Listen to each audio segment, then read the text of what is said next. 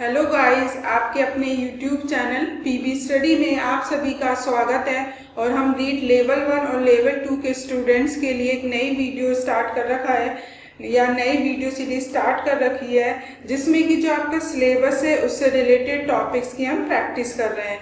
Previous video में भी हमने कुछ क्वेश्चंस की प्रैक्टिस की थी और आज के सेशन में भी हम क्वेश्चंस की प्रैक्टिस करेंगे, जिसमें अगर कोई क्वेश्चंस के कुछ बेसिक्स होंगे वो भी मैं आपको बताऊंगी, जिससे जो आपके कॉन्सेप्ट है रिकॉल हो जाए और आप जब क्वेश्चंस करो तो आपको दिक्कत नहीं आए।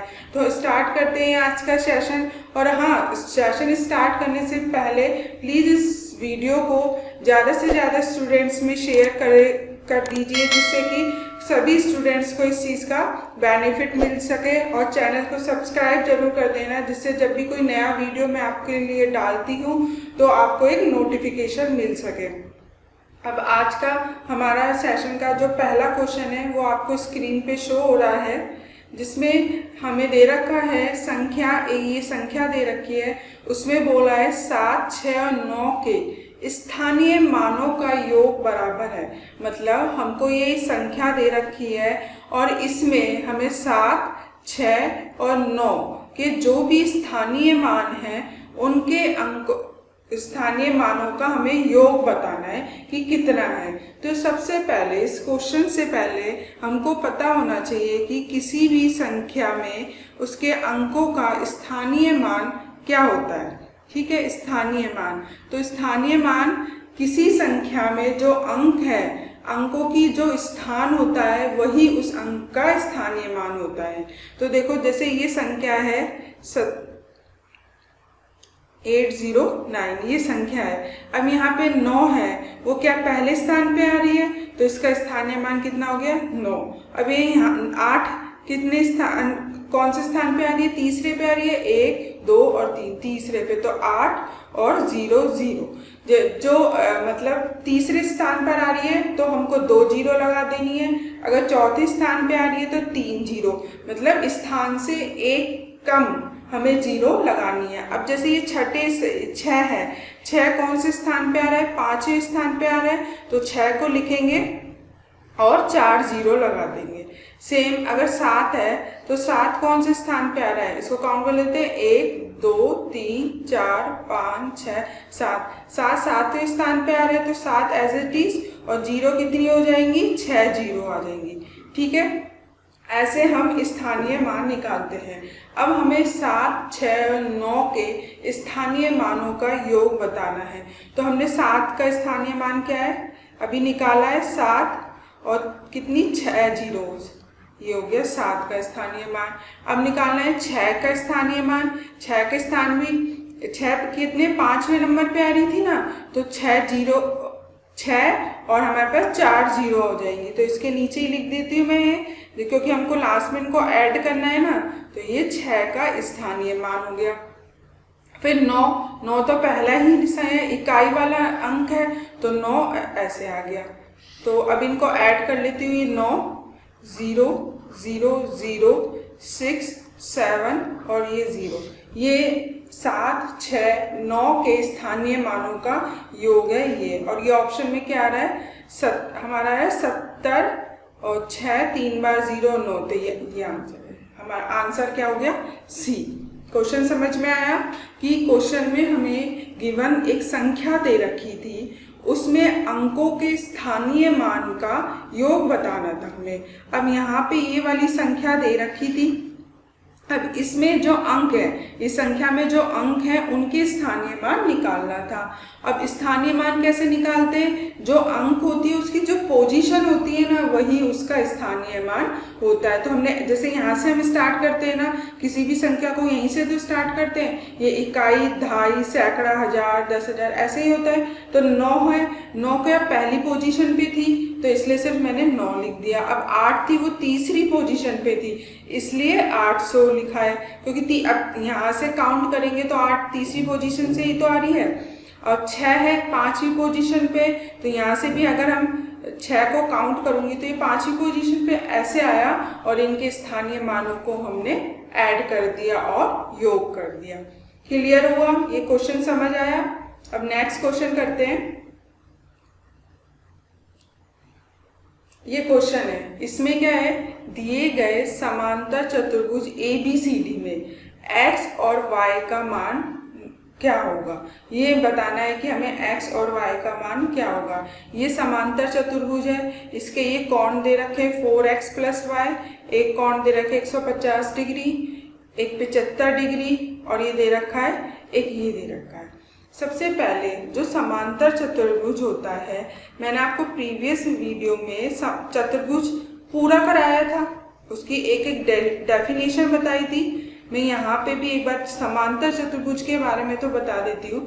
समांतर चतुर्भुज क्या होता है, एक समांतर चतुर्भुज है जिसकी आमने सामने की भुजाएं क्या होती हैं, बराबर होती हैं और साथ ही साथ समांतर होती है, यानी सम्मुख भुजाएं। AB और CD आपस में सम्मुख भुजाएं, ये क्या है, बराबर है AB बराबर CD, साथ ही साथ इनकी जो भुजाएं आपस में समानांतर भी होती है, और इनके जो कोण होते हैं, वो सम्मुख जो कोण होते हैं, ये भी आपस में बराबर होते हैं, तो ये भी आपस में बराबर होंगे। तो यानी ये दोनों कोण होंगे वो आपस में बराबर हो जाएंगे, और ये वाले जो दो कोण होंगे वो आपस में बराबर हो जाएंगे। इक्वेशन बनेगी, दो इक्वेशन आ जाएंगी, उससे हम x और y की मान निकाल लेंगे। क्वेश्चन करते हैं। अब क्या है, समांतर चतुर्भुज का पता है ना कि इसमें सम्मुख कोण बराबर होंगे, क्योंकि सम्मुख भुजाएं बराबर है तो सम्मुख कोण बराबर है, तो इसलिए फर्स्ट ये दोनों कोण बराबर होंगे। तो 4x + y = 75 डिग्री, और ये जो दो बचे हैं ये सम्मुख कोण, ये भी बराबर होंगे। ये हुआ 2x + 5y = 150 डिग्री। ये दो इक्वेशन आ गई है। अब यहाँ से x और y की वैल्यू निकालनी है। अब सबसे हमारा अब नेक्स्ट जो काम है वो क्या है, इन इक्वेशन को सॉल्व करना। अब इन इक्वेशन को कैसे करते हैं, देखो इसमें क्या करते हैं, या तो हम x को हटा देते हैं, वहां से y की वैल्यू निकल जाएगी, या हम y को हटा देते हैं, x की वैल्यू निकल जाएगी। अब वो कैसे हटाएंगे कि या तो अब देखो यहाँ x का क्या गुणांक है 4, यहाँ x का गुणांक क्या है 2, तो यदि मैं इस पूरी इक्वेशन को 2 से गुणा कर देती हूँ तो ये क्या आ जाएगा, इस पूरी इक्वेशन को अगर मैं 2 से गुणा कर देती थी तो ये कितना आएगा 4, यहाँ पे भी 4, और इस पूरी आपस में माइनस करेंगे तो ये x कट जाएगा और y आ जाएगा, y की वैल्यू है। एक तो ये मेथड है, या फिर मैं इस पूरी इक्वेशन को 5 से गुणा कर देती हूँ, तो 5 से गुणा करूंगी तो ये तो 5 × 20x हो जाएगा, और ये 5y, यहाँ 5y और 5y माइनस होगा तो ये कट जाएगा, उससे आ जाएगी x की वैल्यू। अब मैं क्या कर रही हूँ, सबसे पहले ये जो ये फर्स्ट इक्वेशन है और ये है सेकंड इक्वेशन। जो सेकंड इक्वेशन है उसको 2 से गुणा कर रही हूँ, तो क्या आएगा, ये हो गया 4x और ये हो गया 10y, और ये 150 है तो ये हो गया 300, ये हो गया 4x फर्स्ट इक्वेशन y, और ये हो गया 75। अब इनको आपस में क्या माइनस कर देते हैं, तो ये कैंसिल हुआ। अब ये आया -9y, और ये हो गया -225, तो यहाँ से y की वैल्यू क्या है 225/9, और ये कैसा आया 9 दूनी 18 और 9 पड़ा 45, तो y की वैल्यू यहाँ से क्या आ गई है 25 डिग्री। ठीक है, अब इस वाली इक्वेशन 1 में अगर मैं ये जो y है, y की वैल्यू 25 डिग्री रख देती हूँ तो उससे क्या होगा, x की आ जाएगी। तो यहाँ से सॉल्व करते हैं, 4x ये 25 और ये 75, तो 4x ये 25 इस साइड जाएगा तो माइनस हो जाएगा, तो 75 माइनस का 25 कितना आया 50, और तो x की वैल्यू कितनी आ गई है 50 - 50/4, तो इस 50/4 कितना हो जाएगा 12.5, तो x की वैल्यू कितनी आई है 12.5, तो यहाँ से x आया है 12.5 डिग्री और y क्या आया हुआ है 25 डिग्री। तो ये रहा, B में हमारा आया x 12.5 और y हो गया 25 डिग्री। ये करना था। क्वेश्चन में कुछ नहीं था, बस हमें इक्वेशन सॉल्व करनी है और कुछ नहीं है। देखो इसमें क्या दे रखा था, चार एंगल दे रखे, हमें प्रॉपर्टी है समांतर चतुर्भुज गिवन था। हमें एक ABCD दे रखा है, एक ABCD समांतर चतुर्भुज गिवन था और उसमें उसके कोण दे रखे थे। हमें समांतर चतुर्भुज की प्रॉपर्टी पता है कि इसकी जो सम्मुख भुजाएं वो बराबर होती हैं, साथ ही साथ समांतर होती है और उसके सम्मुख कोण भी बराबर होते हैं। अब सम्मुख कोण, ये वाले सम्मुख कोण थे तो ये आपस में बराबर होंगे, इसलिए मैंने इनको दोनों को आपस में बराबर करके ये दो इक्वेशन आई है। दो इन इक्वेशंस को सॉल्व किया, तो उस सॉल्व करने के लिए मैंने ये जो पूरी इक्वेशन थी इसको 2 से गुणा कर दिया।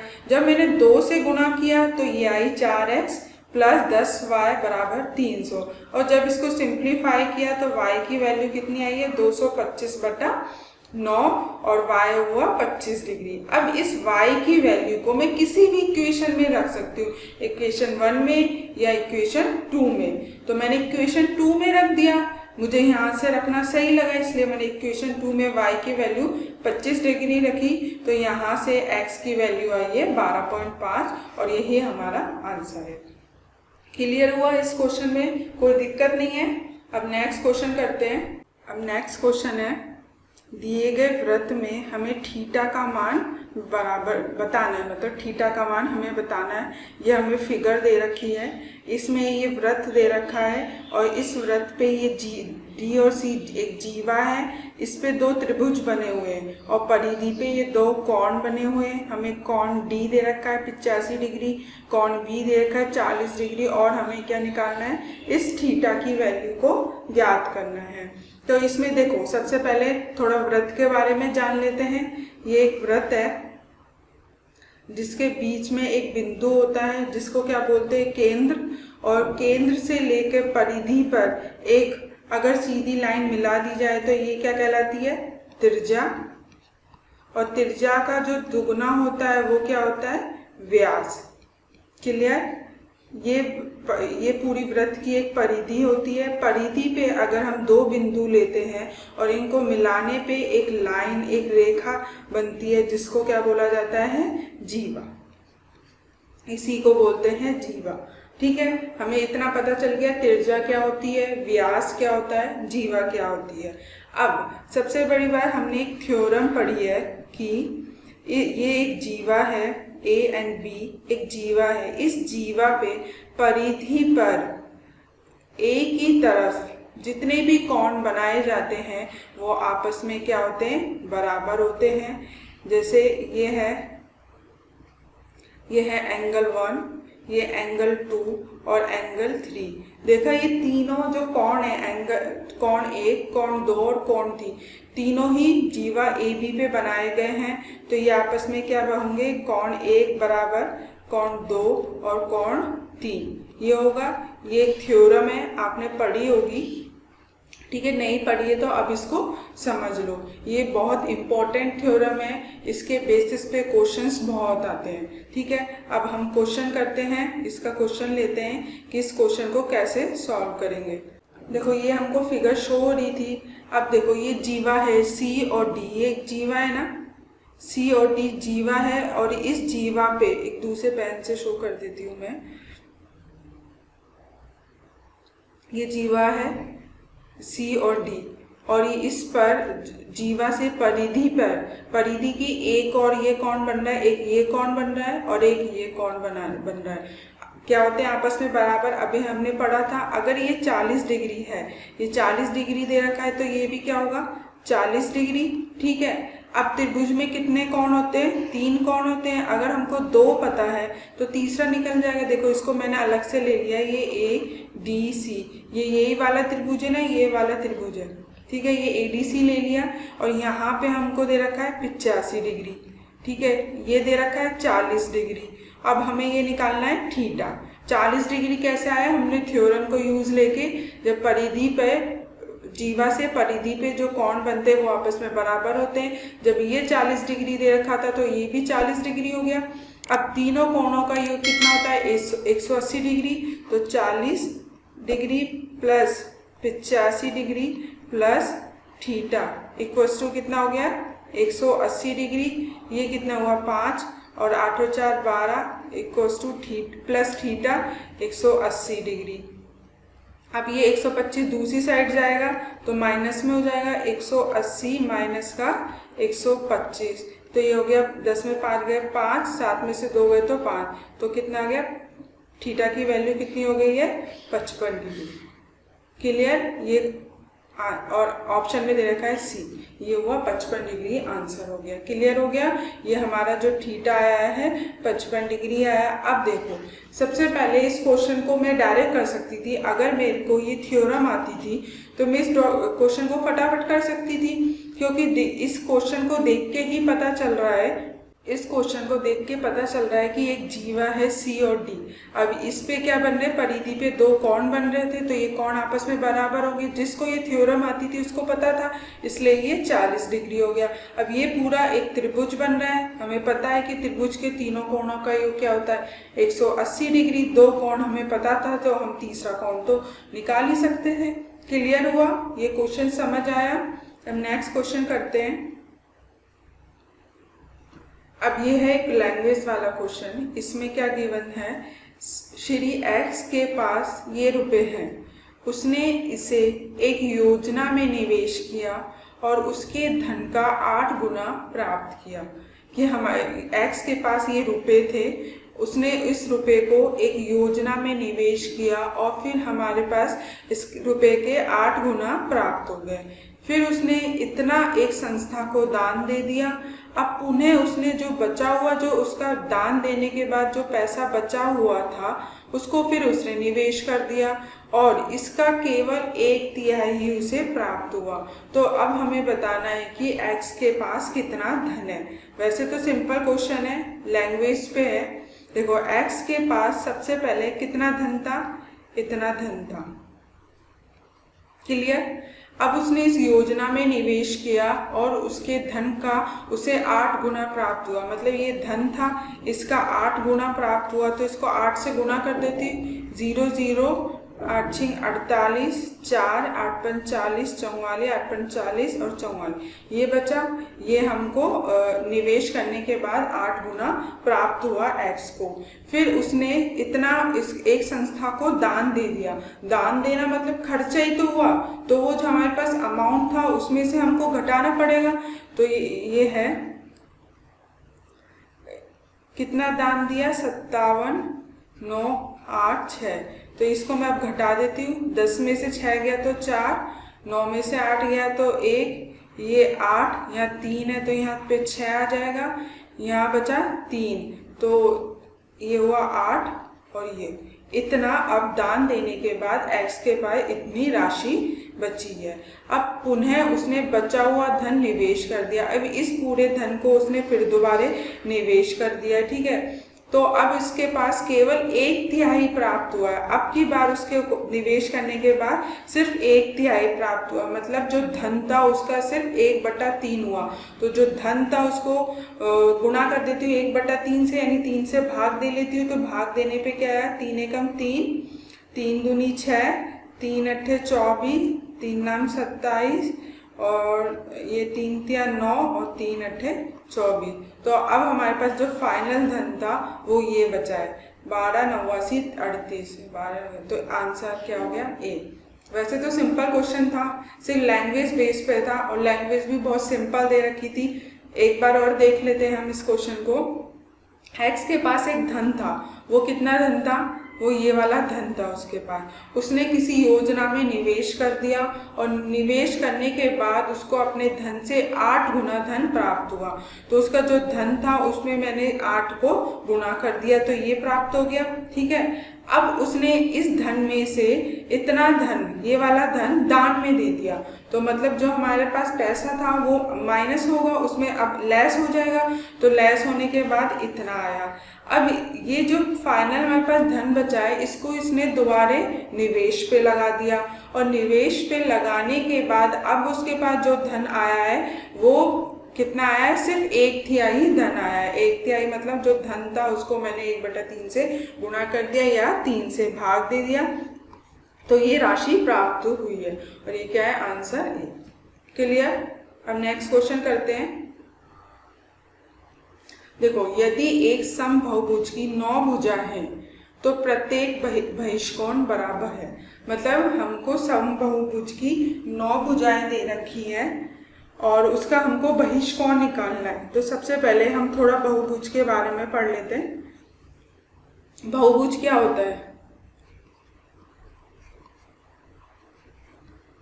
बहुभुज, अब देखो, चतुर्भुज 4 भुजाओं से बनता है और 5 भुजाओं का पंचभुज, 6 भुजाओं का छठभुज। बहुभुज मतलब बहुत सारी भुजाओं, मतलब 4 या 4 से अधिक भुजाओं से घिरी हुई बंद आकृति क्या कहलाती है? बहुभुज कहलाती है। और अगर सारी भुजाएं समान होती हैं तो क्या हो जाता है? समबाहुभुज होगा। सारी भुजाएं बराबर है तो वो हो गई समबाहुभुज। अगर भुजाएं बराबर है तो उसके जो अंतःकोण है उनका मान भी क्या है? बराबर होगा। तो एक बार समबाहुभुज का एक डायग्राम बना लेते हैं। अब इसमें कितनी सारी भुजाएं हो गई हैं? 6 हो गई हैं। अब इसमें सारी भुजाएं बराबर है, जैसे ये ए ले लिया, ये ए, और तो इनके अंतःकोणों का मान भी क्या होगा? बराबर। ये थीटा, ये थीटा, ये थीटा, ये थीटा और ये थीटा। ठीक है।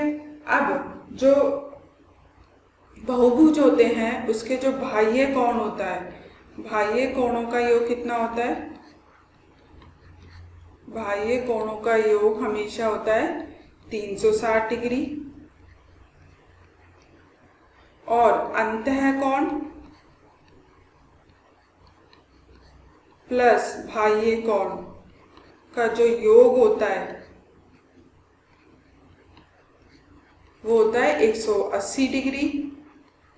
अब किसी ने हमको भुजा दे रखी है और पूछा कि अंतःकोणों का योग कितना होता है, तो ये फॉर्मूला होता है अंतःकोणों का योग कितना होगा? n-2 गुणा 180 डिग्री। ये अंतःकोणों का योग है। लेकिन हमसे पूछे कि प्रत्येक अंतःकोणों का मान, तो क्या होगा? प्रत्येक अंतःकोण क्या होगा?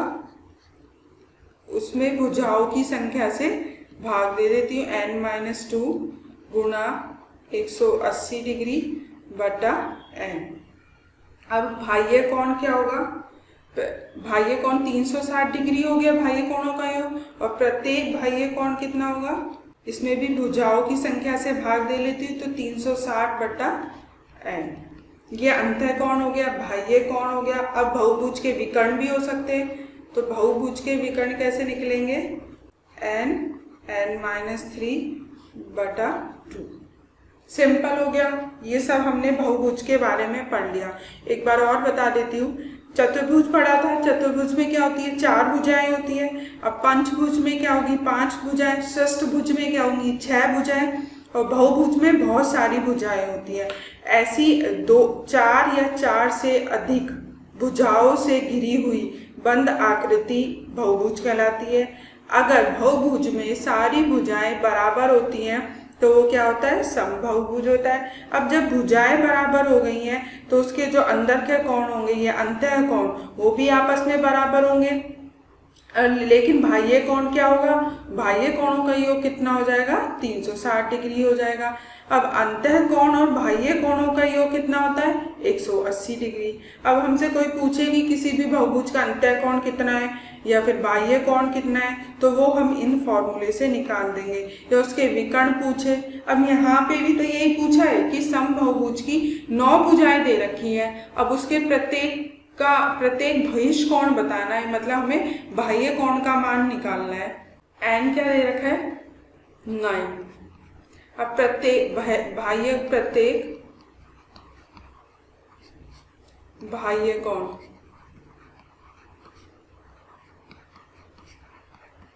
तीन 360 बटा 9, तो ये हो गया 9 चौक 36 और 40 डिग्री आ गया।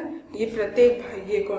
अगर इसमें अंतः कोण पूछता, मैं बस एक बार बता रही हूँ जिससे इस क्वेश्चन को अप्लाई करना, मतलब ये जो अभी तक हमने थ्योरी पढ़ी है उसको अप्लाई करना आ जाएगा। तो अंतः कोणों का अगर योग पूछा जाता तो अंतः कोणों का ये क्या है, n-2 गुणा 180 डिग्री था, और ये तो ये n कितना है 9 माइनस का 2 गुणा 180 डिग्री, तो ये हो गया 7 गुणा 180 डिग्री। अब वो बोल रहा है कि प्रत्येक अंतः कोण निकालना था। अभी तो हमने बाह्य कोण निकालना था, और अगर प्रत्येक अंतः कोण पूछता तो इसमें 9 का भाग दे देती हूँ, तो 7 गुणा 180 डिग्री बटा 9, 9 दूनी 18, तो प्रत्येक अंतः कोण कितना आ गया 140 डिग्री। अब देखो आंसर भी चेक कर सकते हैं। मैंने क्या बताया था कि बहुभुज के अंतः कोणों और बाह्य कोणों का योग क्या होता है 180 डिग्री।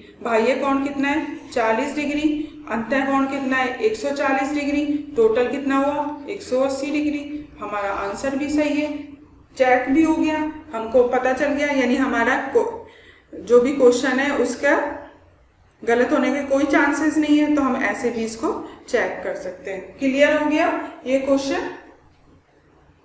नेक्स्ट क्वेश्चन करते हैं। एक वर्ग का परिमाप दे रखा है 144 सेंटीमीटर। यदि एक आयत का क्षेत्रफल इस वर्ग के क्षेत्रफल के बराबर है तथा आयत की लंबाई 81 सेंटीमीटर है, तो आयत की लंबाई तथा चौड़ाई में अंतर बराबर है। ठीक है, अब इस क्वेश्चन को करने से पहले हम आयत और वर्ग के बारे में थोड़ा सा पढ़ लेते हैं। एक यहाँ पे आयत लिख देती हूँ और यहाँ पे वर्ग। आयत क्या होता है, वही जिसकी आमने सामने की भुजाएं बराबर होती हैं, वो क्या होता है आयत ए बी सी डी। इसकी ये लंबाई है तो ये भी लंबाई होगी, ये चौड़ाई है तो ये भी चौड़ाई होगी। ठीक है, ये बी से डिनोट कर दिया। अब वर्ग क्या होता है,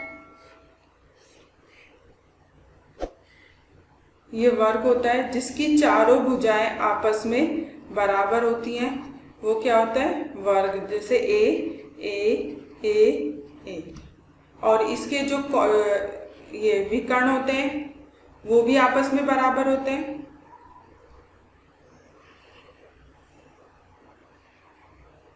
वर्ग है उसके विकर्ण भी आपस में बराबर होते हैं, और ये साथ के साथ 90 डिग्री के कोण पे एक दूसरे को काटते हैं। अब इसका जो आयत का क्षेत्रफल क्या होता है, लंबाई गुणा चौड़ाई। वर्ग का क्षेत्रफल क्या होता है,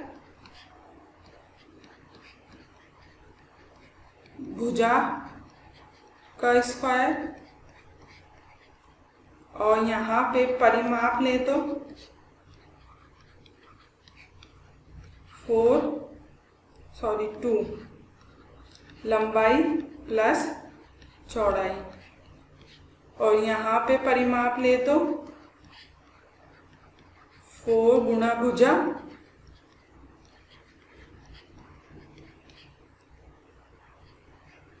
अब ये आयत के बारे में पढ़ा है और ये वर्ग के बारे में क्लियर हो गया। हमको पता चल गया थोड़ा आयत और वर्ग के बारे में, और क्वेश्चन में भी सिर्फ यही करना है हमें। अब यहाँ सबसे पहले क्वेश्चन में क्या दे रखा है, वर्ग का परिमाप दे रखा है। वर्ग का परिमाप कितना होता है, कितना दे रखा है 144 सेंटीमीटर, और वर्ग का परिमाप कितना होता है 4 गुणा भुजा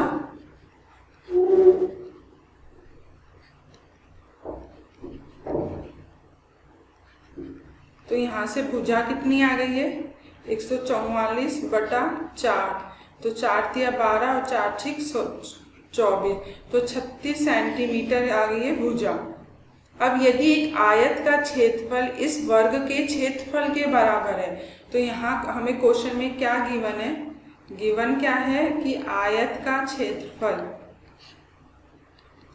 वर्ग के क्षेत्रफल के बराबर है, तो वर्ग का क्षेत्रफल, आयत का क्षेत्रफल क्या होता है लंबाई गुणा चौड़ाई, और वर्ग का क्या क्षेत्रफल होता है, भुजा स्क्वायर, भुजा की, है ना। और ये हमें भुजा स्क्वायर, भुजा की वैल्यू क्या दे रखी है, 36, तो लंबाई गुणा चौड़ाई, 36 गुणा 36 ये दे रखा है। अब देखो आगे क्वेश्चन में क्या बोल रहा है, आयत की लंबाई अगर 81 सेंटीमीटर है तो हम यहाँ से इसमें हम लंबाई की वैल्यू रख देते, तो 81 गुणा चौड़ाई बराबर 36 गुणा 36, तो चौड़ाई कितनी हो गई, यहाँ से 36 गुणा 36 और ये 81, 9 चौक 36 और ये 9 चौक 36, तो चौड़ाई की वैल्यू कितनी आ गई है, 16 सेंटीमीटर। और लंबाई कितनी दे रखी थी, 81 सेंटीमीटर। अभी क्या बोल रहा है, हमें आयत की लंबाई और चौड़ाई में अंतर बताना है, तो कितना हो गया, ये लंबाई है 81 सेंटीमीटर माइनस का 16, तो ये हो गया 11 में 6 5, 7 में से 1 गया तो 6, तो हो गया 65 सेंटीमीटर, ये रखा है 65 सेंटीमीटर। सिंपल क्वेश्चन था, कुछ भी नहीं था इसमें। मैंने आपको पहले वर्ग और आयत के बारे में सब कुछ बता दिया था कि आयत की आमने सामने की भुजाएं बराबर होती हैं और जो वर्ग होती है उसकी चारों भुजाएं बराबर होती हैं। जो आयत है उसकी जो क्षेत्रफल क्या होता है, लंबाई गुणा चौड़ाई, और जो वर्ग का क्षेत्रफल क्या होता है, भुजा का स्क्वायर। आयत का परिमाप क्या होता है, 2 गुणा लंबाई प्लस चौड़ाई होता है, और वर्ग का परिमाप क्या होता है, 4 गुना भुजा। अब यहाँ पे हमें क्या होता है, ऐसे क्वेश्चनों में सिर्फ लैंग्वेज पे चलते जाना चाहिए होता है, जो क्वेश्चन में हमको भाषा दी गई होती है ना उस पर चलते जाना चाहिए और अंत में हमारा आंसर आ जाता है। तो देखो वर्ग का परिमाप दे रखा है, तो वर्ग के परिमाप से क्या हो सकता है, हम यहाँ ये वर्ग का परिमाप दे रखा था, इससे हमने क्या भुजा निकाल ली। अब भुजा के निकालने का क्या मतलब हुआ, क्योंकि आयत इसमें हमको गिवन था कि आयत का क्षेत्रफल और वर्ग का क्षेत्रफल बराबर है, तो यहाँ से वर्ग का क्षेत्रफल निकाल के मैं आयत का निकाल सकती हूँ, और आयत का क्षेत्रफल जब पता होगा और लंबाई भी पता होगी तो उससे चौड़ाई निकाल ली, फिर लंबाई और चौड़ाई को माइनस कर दिया और यही हमसे पूछ रहा था, ये आया 65 सेंटीमीटर। क्लियर हुआ क्वेश्चन। हम नेक्स्ट करते हैं 60 और 105 और 135 छात्रों वाले 3 विषयों क्रम से है विज्ञान, अंग्रेजी और गणित की एक परीक्षा का आयोजन किया जा रहा है। प्रत्येक कमरे में बैठने की क्षमता समान है, प्रत्येक कमरे में केवल एक ही विषय के छात्र हैं, तो आवश्यक कमरों की न्यूनतम संख्या हमको बतानी है। अब इस क्वेश्चन में क्या दे रखा है कि हमें छात्रों की विज्ञान, हमारे पास साइंस, इंग्लिश और मैथ्स में स्टूडेंट्स की संख्या दे रखी है 60, इसमें दे रखी है 105 और इसमें दे रखी है 135। और ये बोल रहा है कि जो प्रत्येक कमरा है ना उसमें जो बैठने की जो क्षमता है वो समान है, मतलब किसी कमरे में अगर किसी कमरे में 50 स्टूडेंट्स बैठते हैं तो दूसरे में भी 50 बैठेंगे, तीसरे में भी 50, ऐसे ही होगा। तो प्रत्येक कमरे में केवल एक ही विषय के छात्र है, और ये भी हमको दे रखा है कि एक कमरे में सिर्फ एक ही सब्जेक्ट का स्टूडेंट एक ही सब्जेक्ट के स्टूडेंट्स बैठ सकते हैं। ये नहीं कि यहीं पे हमने विज्ञान को बैठा दिया, यहीं पे अंग्रेजी, नहीं, एक कमरे में सिर्फ एक ही सब्जेक्ट के स्टूडेंट्स को बैठाएंगे। तो हमें ऐसे बताना है कि ऐसे कितने कमरों की आवश्यक, हमें ऐसे कितने कमरे चाहिए होंगे। तो देखिए सबसे पहले हमें मैक्सिमम कमरों की संख्या निकालनी होगी, ठीक है।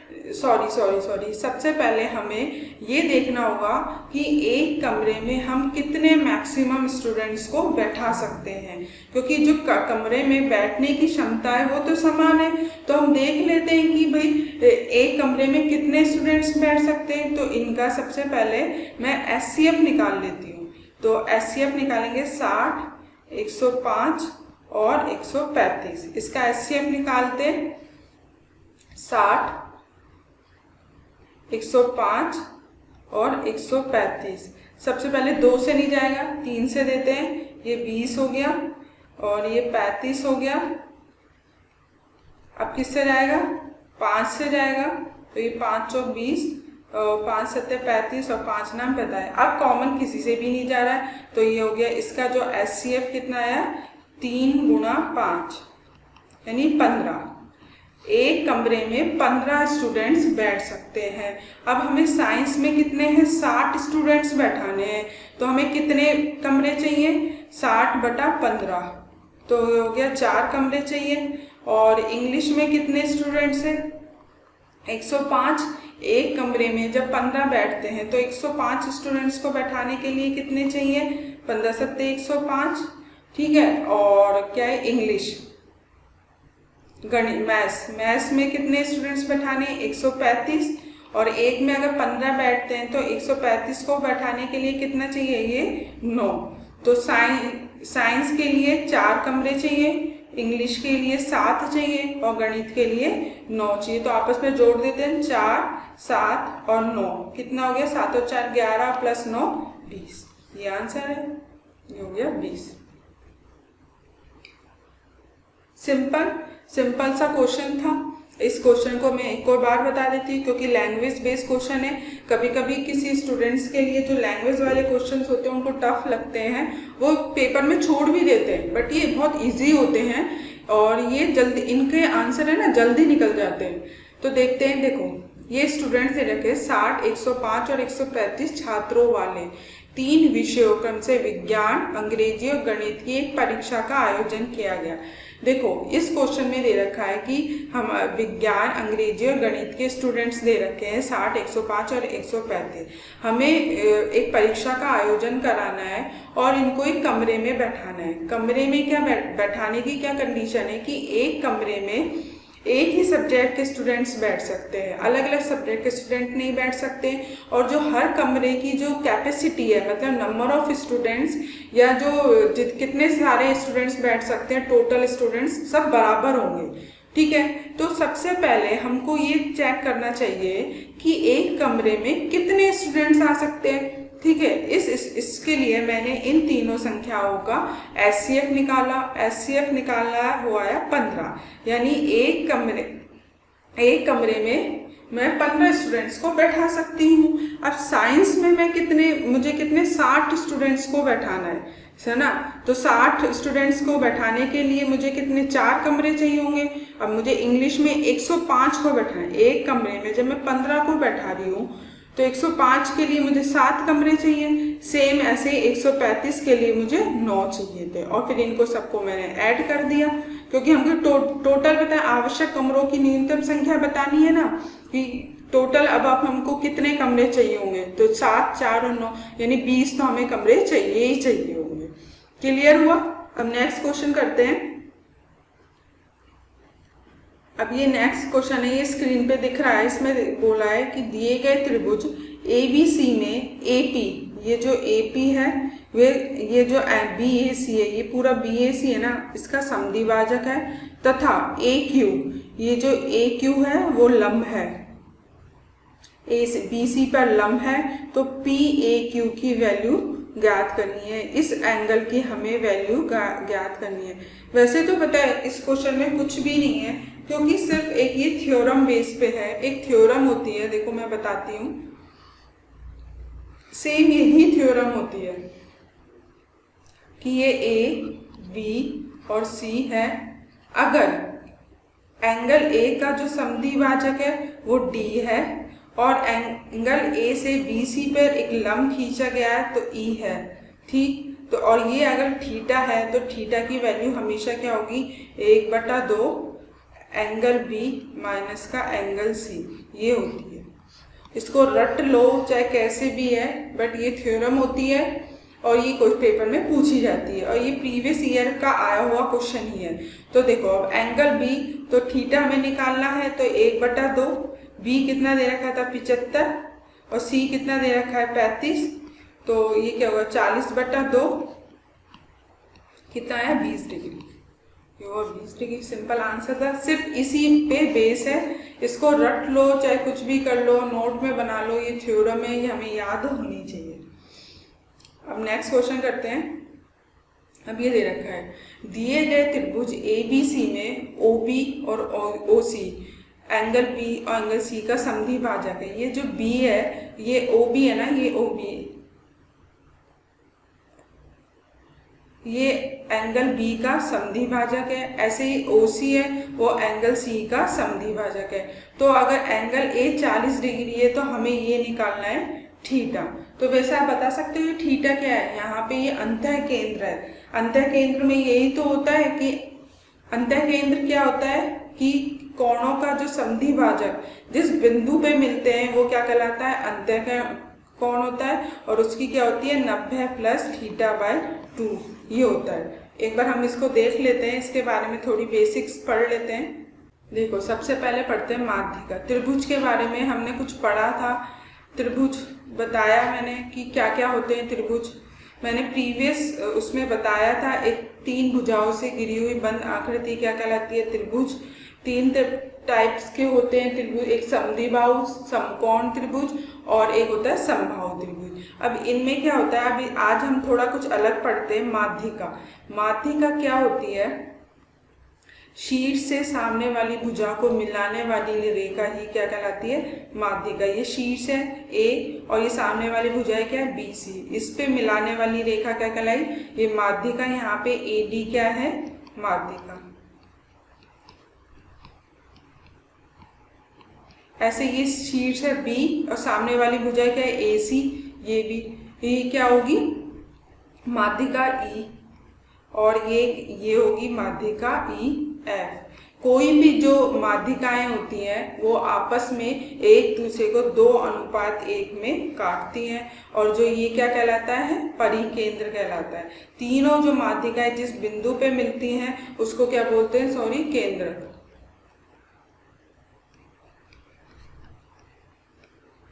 ये पढ़ लिया माध्यिका के बारे में। अब नेक्स्ट पढ़ते हैं लंब केंद्र के बारे में।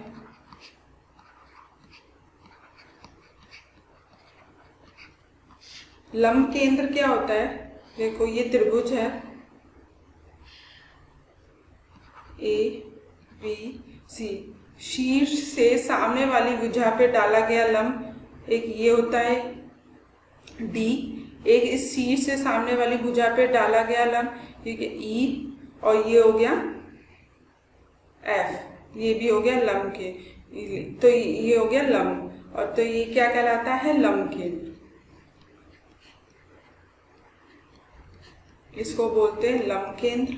और लंब केंद्र की वैल्यू क्या होती है, देखो ये वाला एंगल और ये वाला जो लंब केंद्र है सामने, उनका योग कितना होता है 180 degree. A plus angle B O C is 180 degree. तो एंगल बी ओ सी यानी लंब केंद्र क्या हो जाएगा 180 डिग्री माइनस का एंगल ए। ऐसा क्वेश्चन में निकालने को आता है, इसलिए मैं बता रही हूँ। ये लंब केंद्र हो गया। अब थर्ड आता है अंतः केंद्र।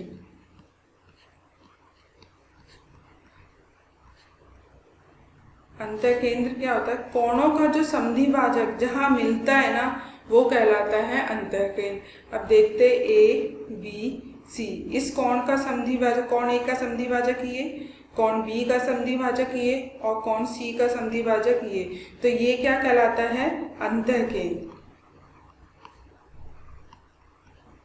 और इसकी वैल्यू क्या होती है 90 प्लस ए बटा 2।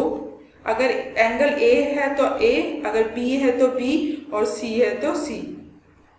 ठीक है, फिक्स नहीं है कि ए ही आएगा, जो भी एंगल होगा वो आएगा।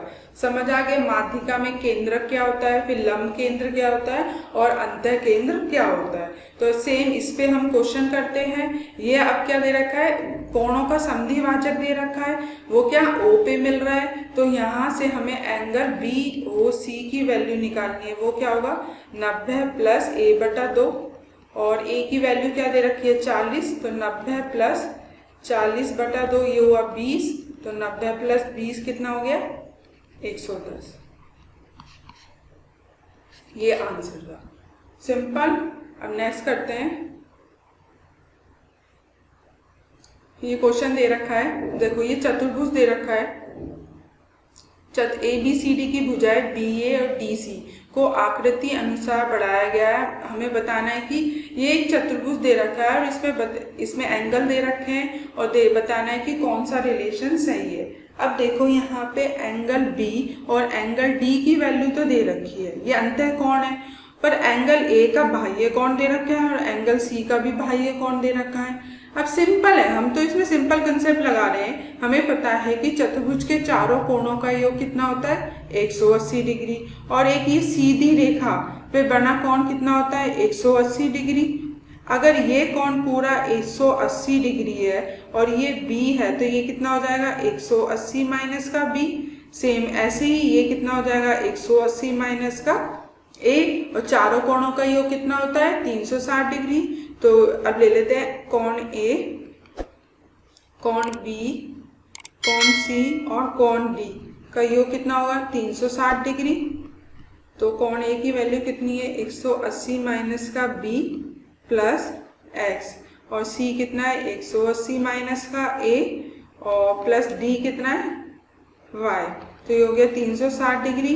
अब जो ये 180 है वो 180 दूसरी साइड जाएंगे, 180 कितना हो गया 360, वो उस साइड जाएगा तो माइनस का B और प्लस का x, माइनस का A प्लस का y। ये 360 माइनस का 360 कितना हो गया 0 बन गया, और ये माइनस और ये माइनस है, इसको दूसरी साइड ले जाती है तो ये प्लस बन जाएंगे, तो x प्लस y और ये हुआ a प्लस b। ये हुआ, ये हमारा रिलेशन आया है। तो x plus Y plus B क्या है ये।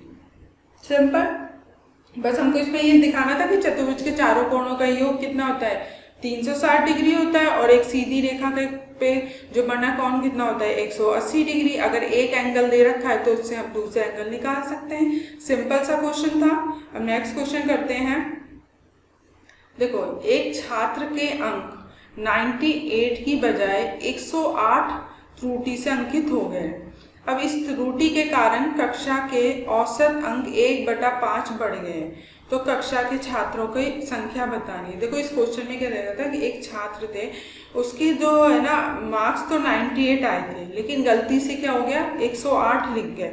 अब 108 लिखने के बाद क्या इफेक्ट हुआ कि जो औसत आ रहा था ना वो हमारा 1/5 बढ़ गया है। तो हमको बताना है कि अब कुल छात्रों की संख्या क्या होगी। तो औसत क्या होता है, अब पहले क्या औसत था n, ठीक है, और यहाँ पे दे रखा था राशि, मतलब छात्रों के अंकों का योग, छात्रों के बटा राशियों की संख्या। मैं औसत तो x ले लेती हूँ, x, और यहाँ राशियों की संख्या कितनी हो गई, यानी छात्रों की संख्या n।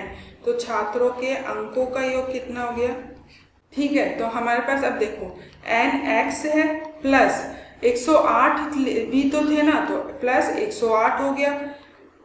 तो लेकिन हमको 108 तो हटाना है ना, क्योंकि इसमें त्रुटि से लिख दिया गया है, तो माइनस का इसको हटाना है, तो माइनस का 108 और लिखना क्या है 98। अब उससे औसत में क्या हुआ है, हमारे जो x पर 1/5 बढ़ गया। ये है मेन इक्वेशन। अब इसको हमको सॉल्व करना है, तो वो कैसे करेंगे, nx, अब ये कितना आया माइनस का 10, ये हुआ माइनस का 10, nx, और ये हो गया n/5, ये nx से nx कटा तो ये 10 n/5, तो n की वैल्यू कितनी हो गई 10 गुणा 5 इस 50, और n क्या आता है यहाँ छात्रों की संख्या थी, तो यही आंसर है 50। आ गया समझ में। सिर्फ क्वेश्चन को देख के उसकी एक सिंपल से एक इक्वेशन बना के उसको सॉल्व कर दिया, और हमें औसत पता ही। औसत क्या होता है कि राशियों का योग बटा राशियों की संख्या। देखो, इस क्वेश्चन में क्या दे रखा था कि छात्रों की कुल छात्रों के अंक दे रखे थे हमें। जब ये बोला था कि छात्रों के अंक है, उसमें क्या हुआ गलती से 108 लिख दिया गया है। किसी स्टूडेंट्स के जो मार्क्स थे ना वो आए तो 98 थे, लेकिन गलती से कितने लिख गए 108 लिख गए। उससे क्या हुआ, जो औसत आया वो 1/5 बढ़ गया, ठीक है। यानी हमारा जो अंकों का योग कितना हुआ nx हुआ, क्योंकि n मैंने यहाँ पे क्या लिया है छात्रों की संख्या और x क्या उनका औसत, तो ये nx, और उसके जो ये छात्रों का अंक ही तो थे, ये छात्रों के अंकों का योग ही आया। और यहाँ पे मैंने 108 लिखा, वो गलती से लिखा है तो उसको हटाना होगा। तो हटाने का मतलब क्या हुआ, माइनस का 108। अब हमें 98 को ऐड करना है तो ये हो गया 98। अब उसमें औसत में क्या हुआ, 1/5 की वृद्धि हो गई है। x यहाँ मैंने औसत यहाँ x लिया था, तो अब कितना हो गया, x प्लस 1/5, और इसको सॉल्व किया तो कितना आया, 50। क्लियर हो गया। आज के लिए हमारे लिए क्वेश्चंस, इतने क्वेश्चंस काफ़ी है। नेक्स्ट और क्वेश्चंस की प्रैक्टिस हम नेक्स्ट सेशन में करेंगे। और आप जितना भी, जो भी आप ये क्वेश्चंस मैंने आपको करवाए हैं वो अपने नोटबुक में दोबारा से इसकी प्रैक्टिस करना, जिससे कि आपको और अच्छे से ये क्वेश्चंस, जहाँ भी कोई दिक्कत आई होगी वो प्रॉब्लम सॉल्व हो जाए। क्लियर हो गया। Thank you.